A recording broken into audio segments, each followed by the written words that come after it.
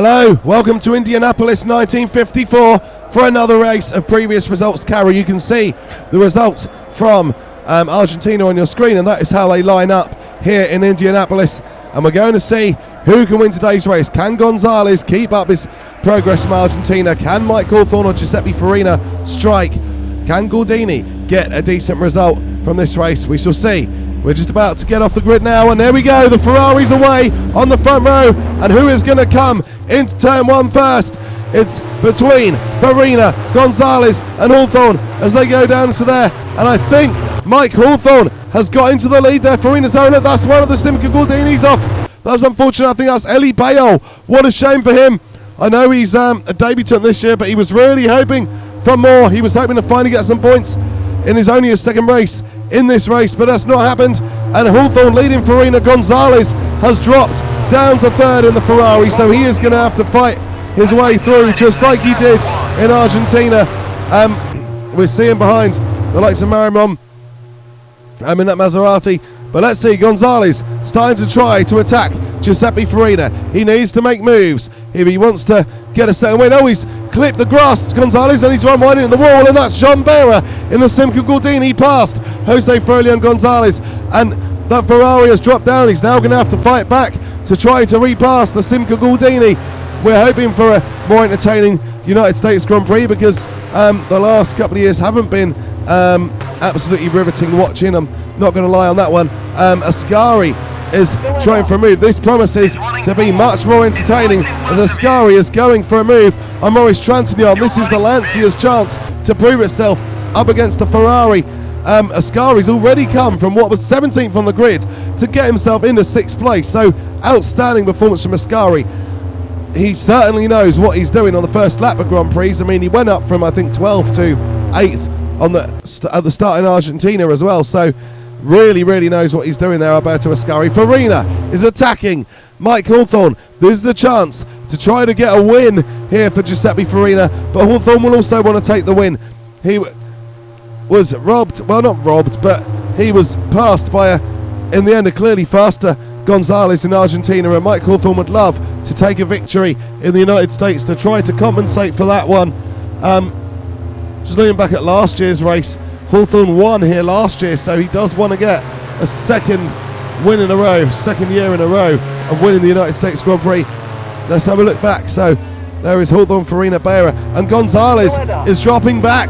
I think he's got some damage, Jose-Frolian Gonzalez, in that Ferrari, because he has dropped behind Andre Pillet. He is now under threat for 5th place from his teammate Maurice Trintignant, and Trintignant needs some points today. Because remember how he spun away a perfectly good, I think, 2nd, 3rd place in Argentina.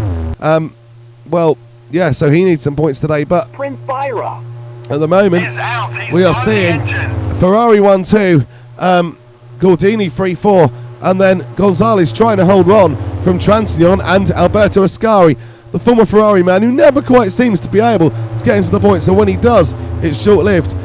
He is hoping to try to nab a point today. Well, there is the battle now. Gonzalez versus Trintignant and Ascari, and Gonzalez is going to surely, if he's got a damaged car and he hasn't got the pace, he's going to have to let Trintignant through. The thing is, Gonzalez needs the points for himself, championship leader after the opening race, but is he going to have the pace to maintain that? Because Ascari hasn't got to be as friendly to him as his teammates, so this is where Ferrari are under pressure, and they might have to make the decision to switch the cars. I think that decision is happening now, is it?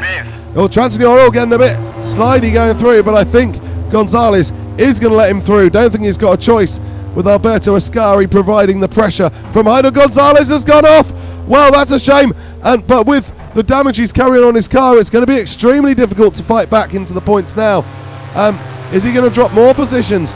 He is, and there go the Maseratis again, just like last season, not as slow here as they were in Argentina, not that quick. Look, there is the Mercedes, I think, holding ground until Juanmanuelfangio moves there. I think later in the season that is due to happen, but Hans Hermann and Carl Klein trying to hold the ground for now, but the Mercedes are not quick.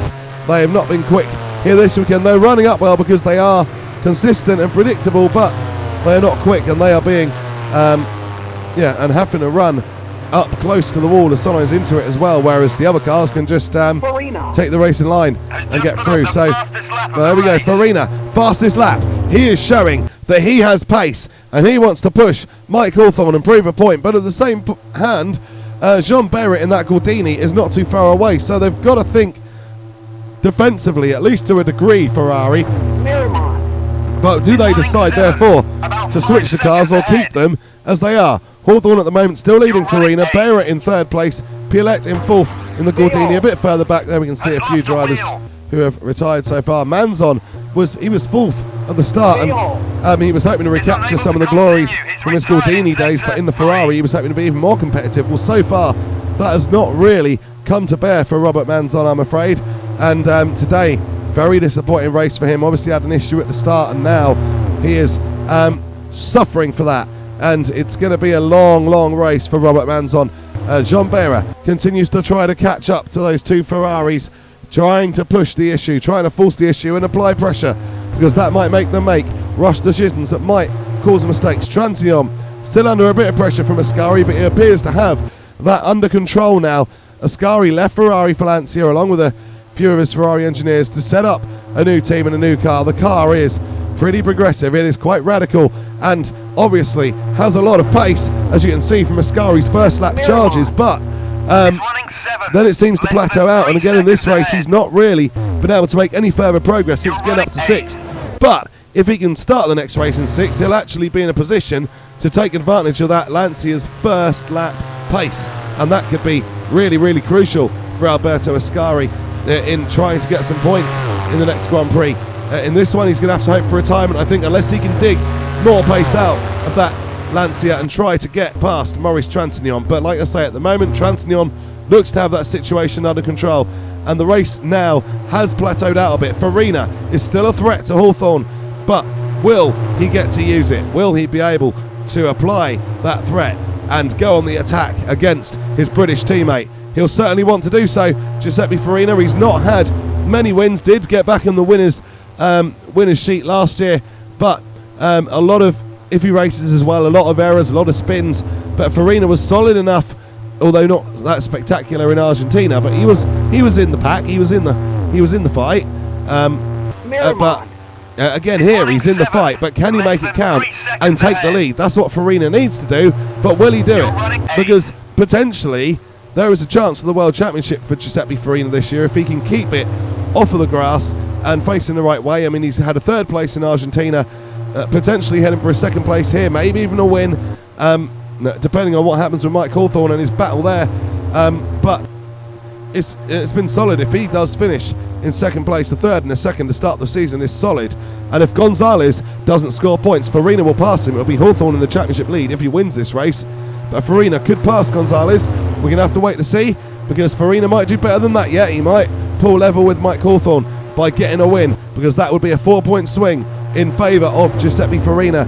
And we are still looking to see if Jeanbehra can do anything, because he's only 1.8 seconds behind, and they are approaching the back marker. I think that's luigivilloresi, the former world champion in the Maserati, really not having a great season, kind of accepting that he seems to have lost all pace and motivation at the minute, doesn't he? He's not just in a Maserati, but he tends to be the last of the Maseratis at the moment, and that is very disappointing for the 1952 world champion, but it is how it's running. But these guys, as they approach Villoresi, there could be a change, because it will potentially box one or two of them in. It could give Behra a chance to win the race. It may well give Farina a chance to win the race. Hawthorn is going to have to make sure he manages that situation very carefully and very cleverly, because if he does catch Villoresi before the end of the race, and I think it's very likely with the pace differential, then he is going to need to plan his move very carefully to not lose the victory of this race.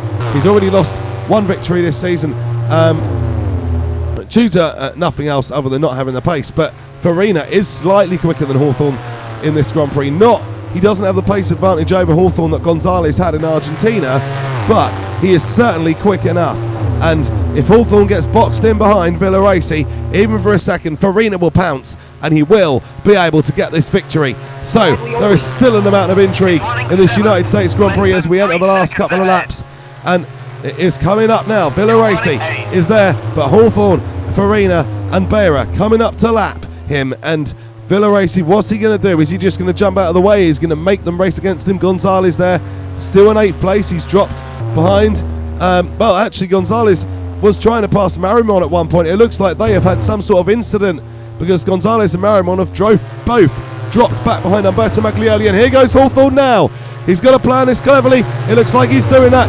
And it might be a non-issue for Mike Hawthorn. But it's Farina who's got caught behind the Maserati. He's a bit stuck. He should be able to get the move done now. But Villoresi appears to have a bit more pace than the Ferraris thought when they were coming up to him. So while Hawthorn is through, Farina is still stuck. And he is now going to be under pressure from jeanbehra. It might not be a Ferrari 1-2 here. Simcagordini might be able to nip in and get the second place. Behra is very much applying pressure, trying to get into that second position. Farina needs to deal with Villoresi now. He can't wait because Behra is coming too. Behra wants to deal with Villoresi as well, and he has done, and Farina is there, but Behra is right with him. And Villoresi, he's might not be fighting for championships anymore. He was only fighting for championships 2 races ago, but let's be honest, it's not going to happen in the Maserati this season. And Villoresi might not be fighting for championships anymore, but he is still potentially having an impact on where they are going to go. Well, yes, very much comfortably the last runner today, but he has certainly had an impact. And Mike Hawthorn crosses the line and wins the United States Grand Prix. Giuseppe Farina ends up 1.6 seconds adrift in second place. jeanbehra third in the simcagordini. Andre Pillet comes home to finish in 4th place, and Maurice Trintignant ends up 4.1 seconds ahead of Alberto Ascari's Lancia, finishing this race in 5th place with Ascari in 6th. So Ascari has the finish.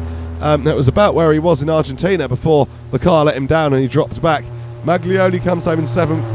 Well done, and Gonzalez, the winner from Argentina. Argentina not able to take anything in this race, unfortunately. He finishes down in 8th. But it is Mike Hawthorn, the winner for Ferrari.